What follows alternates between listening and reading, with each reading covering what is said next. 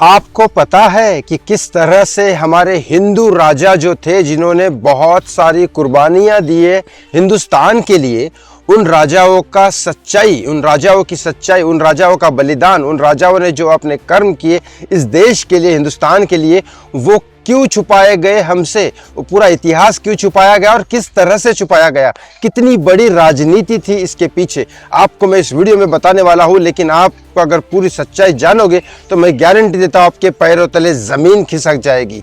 मैं लेकिन इस बात की बहुत ज़्यादा रिक्वेस्ट करता हूं आप सब लोगों से, जो लोग भी हिंदू है और वो कांग्रेस को सपोर्ट करते हैं, प्लीज़ इस वीडियो को उनके पास तक पहुंचाइए और वो पूरा वीडियो ज़रूर देखें।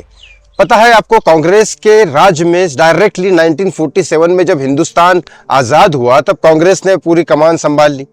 उसके बाद जो हम लोग पढ़ते थे इतिहास में, हिस्ट्री में, पता है क्या क्या लिखा था?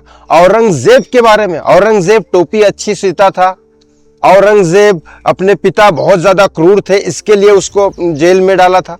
औरंगजेब छत्रपति शिवाजी महाराज की बहुत इज्जत करता था। छत्रपति शिवाजी महाराज चूहे थे, छिपकर वार करते थे।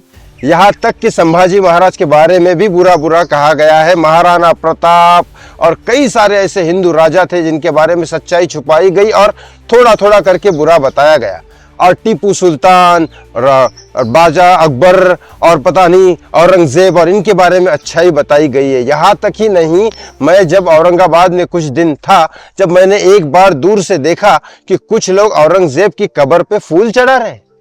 ये सच्चाई है और वो हिंदू लोग थे। ये क्यों हुआ?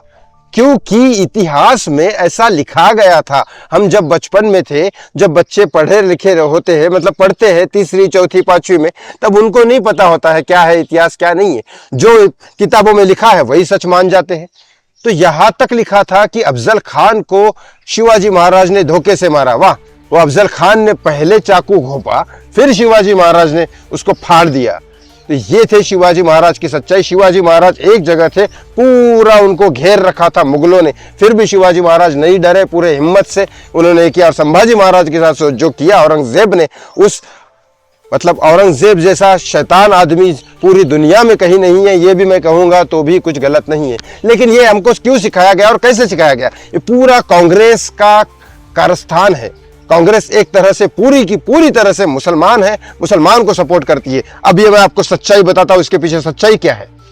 जब कांग्रेस 1947 में उसने हिंदुस्तान को अपने हाथ में लिया, तब मैं बताता हूं सबसे पहले केंद्रीय शिक्षा मंत्री मतलब एजुकेशन मिनिस्टर मतलब फर्स्ट स्टैंडर्ड से लेकर लास्ट तक कौन सा एजुकेशन में क्या सिखाया जाएगा, क्या नहीं सिखाया जाएगा, ये सब वो एजुकेशन मिनिस्टर तय करते थे। 1947 से पहला एजुकेशन मिनिस्टर मौलाना आजाद, मुसलमान।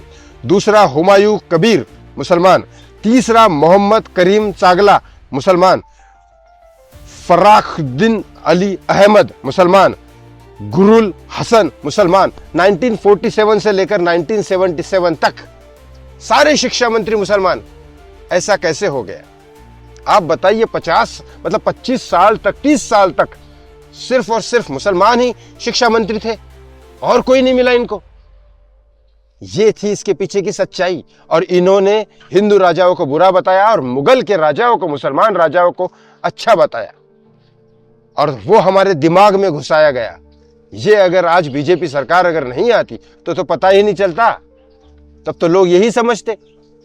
ये है सच्चाई। ये मुसलमानों को पता था, लेकिन फिर भी उन्होंने अपनी कमियां छुपाई और हमको बुरा बताया गया, हिंदू राजा को। यह है कांग्रेस की सच्चाई और यह है मुसलमानों की सच्चाई। बाकी आपको जो कहना है कमेंट बॉक्स में कमेंट करके कर सकते हैं, लेकिन प्लीज इस वीडियो को शेयर जरूर करिएगा। बहुत बहुत धन्यवाद। प्रणाम। जय श्री राम।